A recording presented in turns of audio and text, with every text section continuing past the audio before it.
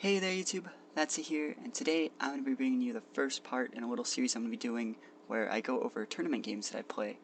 My local comic book shop, Mage's Realm in Sacramento next to my house, is doing Pokemon tournaments now, and this is the first round from a tournament I played today. Yesterday on Friday, because they're going to be doing tournaments every Friday night, and it's going to be singles format, so I hope you guys can at least get some fun out of watching that. This is going to be my first round, and I really thought that most of the people here wouldn't be very good, but you can see from the team preview and from this battle that I'm going to show you that this guy's actually pretty good. He knows what he's doing.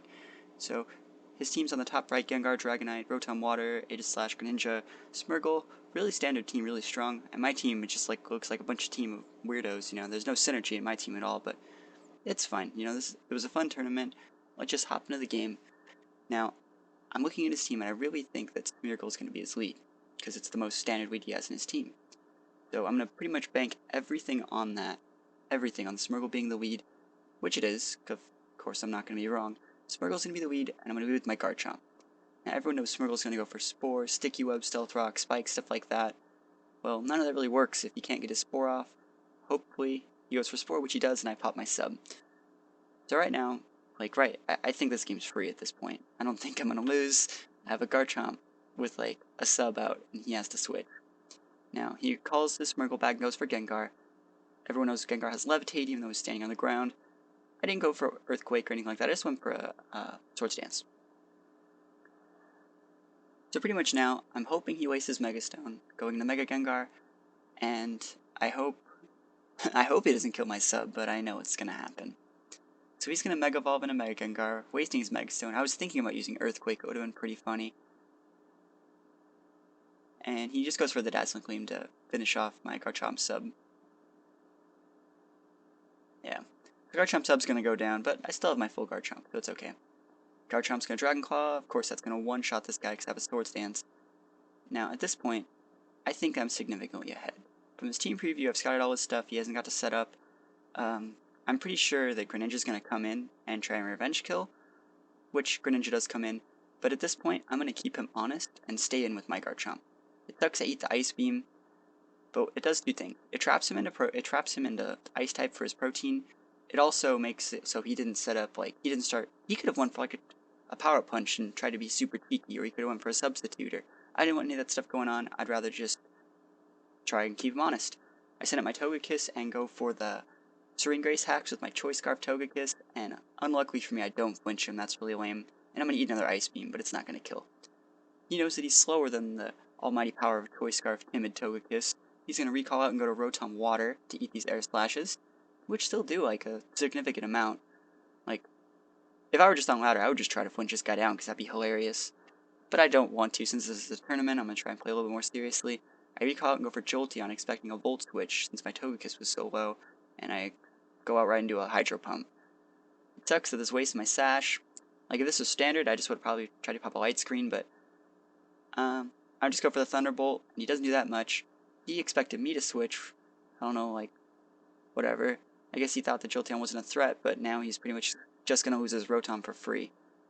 So Jolteon's going to Thunderbolt. It's going to two-shot this Rotom. And I'm going to take the residual burn damage and get really low. But right now, like I said, I feel like I'm ahead. I feel like I can trade inefficiently and still win this game. He's going to come into Aegislash. And I hate Aegislash. This thing should go Uber as soon as possible. He's going to go Stance Change, go into Blade Form, and hit me with a Shadow Sneak. I tried to use Thunder Wave on it, but that's fine. I don't really care. Aegislash is really good, but the potential for outplay when fighting against Aegislash is definitely there. I'm going to go into my Salamence and get an Intimion. That means that even if Aegislash wants to make all these plays and do whatever he wants, he can't because these attacks cut. So he's going to have to switch. He goes into the Smeargle, which I'm expecting is stashed because he knows what he's doing and he web with it. I drop the Dragon Dance. Now, what I'm thinking is he has the setup moves, all the hazards, and Spore. So I just go for a Rock Slide because I really want to get the flinch. That'd be hilarious. I'm glad I didn't miss, but I could have went for Earthquake, could have went for Dragon Claw. I go for the Rock Slide just for the potential flinch, and I don't flinch him. He hits me with a Spore, and I'm thinking as long as he doesn't have some sort of Swords Dance, Baton Pass to that Aegislash, I'll be good. So I decide to stay in. I'm asleep, I have a Dragon Dance, I'm destructive. And he goes for Stealth Rocks, which I expected. And right now I'm just thinking, if I wake up in like 5 turns, I'll be fine.